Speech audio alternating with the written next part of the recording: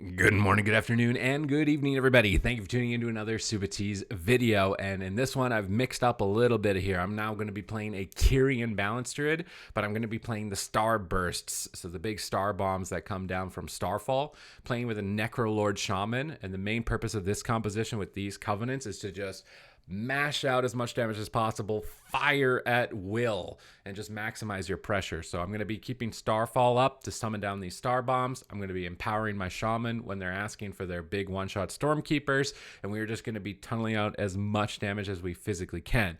Will we be able to overcome the Jungle Cleave, one of the most popular compositions in the game? We're going to have to find out, but it was definitely a lot of fun to try and play around with this different build. I've been trying some different builds with Boomkin, but the more that I'm playing, I'm also starting to feel like maybe I should be an Ellie Shaman. Ellie Shaman is just kind of the one that's leading the game. They're the kind of like the uppercut that finishes the match, whereas you're kind of just playing defense, holding things together. They kind of get to be the playmaker a bit, so I'm looking a little bit more envious towards the Ellie Shamans at the moment from my Balance Druid perspective. But I tried to combine two different builds that I've been doing, which was one sustained damage, but still have the empowerment. You're still going to benefit from the 8% versatility towards the sustained damage, so it is going to let you kind of lead the charge in terms of overall damage on the scoreboard. And our main goal, again, is to just get as many star bombs as possible, thwart off the enemy attackers from pushing in for crowd control, and survive their cooldowns. That is our main focus. If you'd like to watch these games live, twitch.tv/Supatease. We're doing viewer games every day at 11 a.m. PST. I've helped over 50 people at this point climb to their desired ratings, and we cap honor and have some fun as well. So if you need a place to hang, check that out. Or hit the subscribe button here if you want to be updated in the know and the now with news for World of Warcraft. If you want to make sure you know all the patch notes, what's coming your way, what's going to be your best option, what's best suited for you. This is a great resource for that reason. Or if you're not playing WoW at this time, hit the subscribe button because it might pique your interest in the future. That is the main goal and purpose of the channel. Now here, the match is about to start. We're getting ready for the Feral Druid. We want to intercept the Feral Druid, prevent them from doing whatever they want at the start of the game. So the Feral Druid opens from stealth. We're going to incapacitate the Feral Druid and the Hunter. We're then going to look for Cyclones here and try and remove the Feral Druid from the fight. We don't want the Feral Druid getting their ramp up, getting their bleeds on the target. So getting the Feral Druid out of the fight very early is important.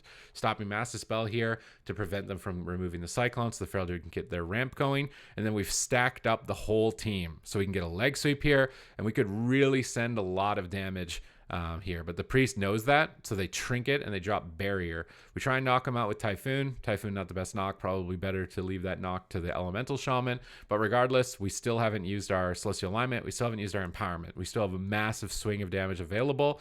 And we haven't really even been getting our bombs going with Starfall just yet. I've been using the move while casting Starfall so I can generate astral power as well as move around and pick up bombs while casting my spells. We're going after the Priest a bit here with this Lunar Eclipse activation. We can see bombs behind the Priest. Those are those blue things on the ground. Those are the things that are going to hit pretty hard, knock enemies up into the air. And also my Soulbind procs here, so I got to face this little shadow thingy, try and get my little empowerment from him. I think he actually ended up not giving it to me. He's cheeky. He didn't want to give it to me. But you can see the bombs starting to build constellations around the map here. So you just want whoever's being attacked to be picking up those bombs, running them into whatever targets they can, and just creating havoc. It's going to be generating astral power for you as well as doing damage and knocking enemies in the air. So it can be a great way to just develop pressure outside of your normal cooldown windows. And it can be very effective into healers like priests and paladins, where your main goal is to just run them out of mana. They might not be used to dealing with this type of damage that's coming out of places that it normally doesn't. And you can see those star bombs coming down near the Feral Druid, near the priest. So I'm moving towards them, trying to bring them on top. We're waiting for the next big round of cooldowns from the Ellie Shaman. Then we're going to drop a big empowerment. We're going to drop a big Kindred Spirits. Priest is no trinket, no barrier. We already got through Rapture. We're going to use Starfall, just try and keep the bombs going as much as possible, try and get the supply lines up. We're honestly not even getting that lucky with the bombs.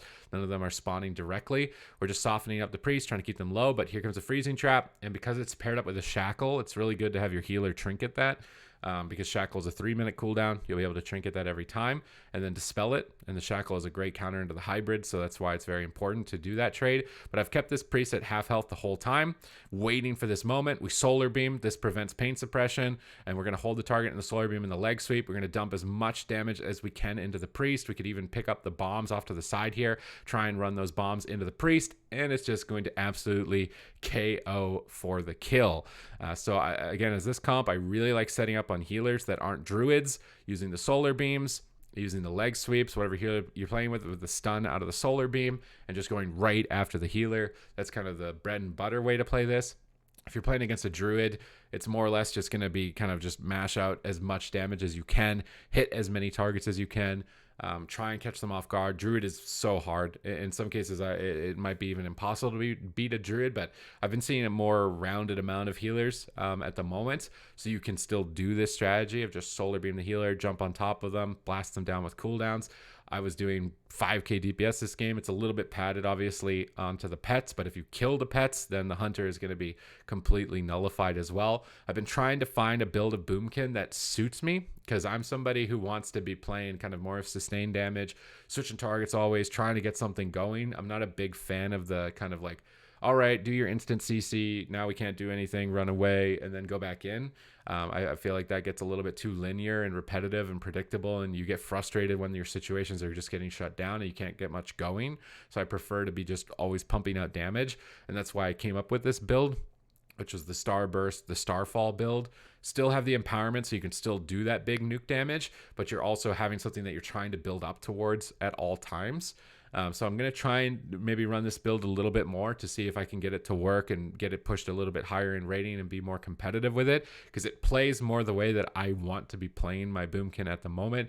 It seems like their way of balancing the game at the moment has been to just give everybody this one shot. We see Affliction Warlocks have Death Bolt. We see Demonology Warlocks now with Decimating Bolts. We see Frost Mages even one-shotting people now with Frost Bolts. It's basically just every spec can one-shot, so they're balanced. Like Hunters are back now because they can one-shot. Solitude Rogues are back now because they can one-shot. I'm not sure how I feel about it because it feels homogenized. Everyone's just trying to do the same thing. It's just some specs are better at doing that one thing than others. Really hoping in the next patch or maybe in the next expansion that they shift this away from just being only one-shot damage or only 80% dampening, because I don't feel like the game is the most fun in either. I do prefer this over the 80% dampening for sure, having the ability to actually end the game before 20 minutes, because that was super fatiguing. But this can just be fatiguing on the other end, because you just feel like, well, what could I have really done in that situation, right? So I'm hoping that they're going to look at the feedback for that with regards to PvP, and we can start to see more niches, more archetypes of these damage dealing specs return, because we're really missing it. Everything is the same archetype. Everything is a instant CC healer, all your nuke damage here. All right, we didn't kill, do it again. Rather than having some where it's like some classes don't do any nuke damage. They just maintain dots, they try and stay alive, and they pressure down opponents. That playstyle has been gone for a long time. Would really like to see it return in PvP. Then you have the other ones that are kind of just like single target pressure. You still have a little bit of that. Like there's a couple melee cleaves that can maintain their damage at high margins even outside of their cooldowns. They typically have warriors or windwalkers. But even those their big spike moments are usually when they're winning the game, right? With the spinning crane kicks or the war breakers. But you had like the sustained single target. Maybe you had the AoE rot damage. You had this setup and burst damage. This is kind of the archetype that was normally given to rogue mage or hunter teams. Not so much the ranged DPS. The ranged DPS would be more sustain. But I would like to see a little bit more diversity in terms of the damage profiles in PvP. So it's balanced, right? Like you can play almost any spec at the moment, but they're all feeling almost the same. They're all going for the same play style. So I'd like to see it mixed up a little bit moving into the future. But what would you like to see for PvP? Let me know in the comments down below. Always love seeing what you guys think. And also let me know what type of video would you like to see, what kind of guide perspective. We made a Death Knight video and I saw that request in the comments down below. So I'm always checking out what you guys have to think. And other than that, thank you very much for watching the video. I will see you in the next one.